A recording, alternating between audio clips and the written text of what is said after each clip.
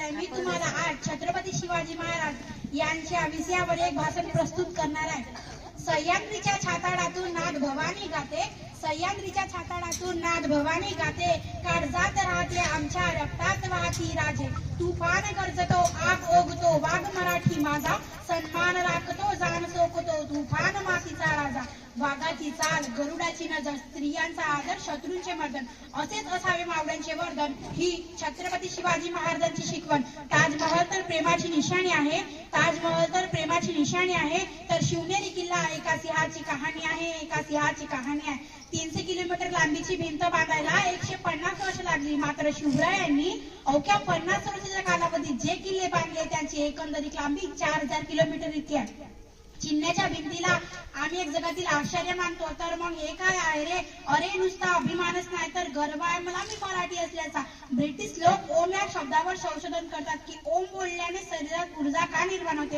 अहो पण मला असे वाटते खरा संशोधन तर छत्रपती शिवाजी महाराज या नावावर करायला हवे, कारण हे नाव घेतात अंगावरती शहारे उभे राहतात, हृदयाचे ठोके वाढतात, शरीरात एक वेगळीच ऊर्जा निर्माण होते. कुणी विचारलं तर काल टाईट करू सांगा मराठीत. मराठी या शब्दाचा अर्थ काय? मरेपर्यंत राजांच्या सेवेसाठी ठेवलेला जगदंब जगदंब. 12 महिने 11 खेळाडू 10 बोटे 9 ग्रह 8 दिशा 7 आश्चर्य 6 सफेद 5 महासागर 4 वेद 3 ऋतू 2 डोळे आणि फक्त एक शिवबा.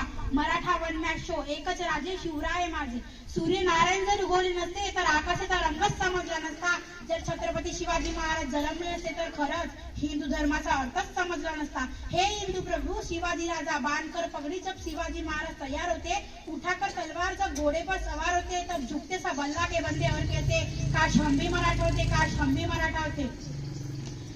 मित्रांनो, साहित्यखानाला रोज डायरी लिहिण्याची सवय होती. त्याच्या डायरीचे नाव साहित्यखान गुरुजी असे आहे. याच खानानं शिवरायांनी केलेल्या अहल्याचा प्रसंग नमूद केलेला आहे. तो असं लिहितो, जसे तुफान वाऱ्यासारखी शिवराय लाल महालातून निघून गेले ना, काही वेळाने गोंधळ थांबला. साहित्यखानाची एक बहीण धावत धावत साहित्यखानाकडे आली आणि म्हणाली, भाईजान मेरी बेटी लापता आहे, भाईजान मेरी बेटी लापता आहे.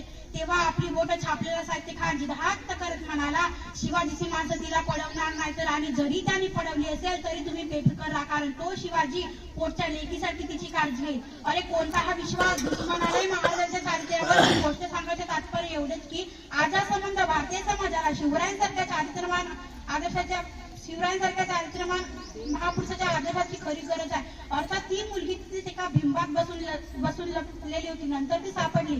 शिवरायांना मानाचा त्रिवळ मुद्रा. अमेरिकेच्या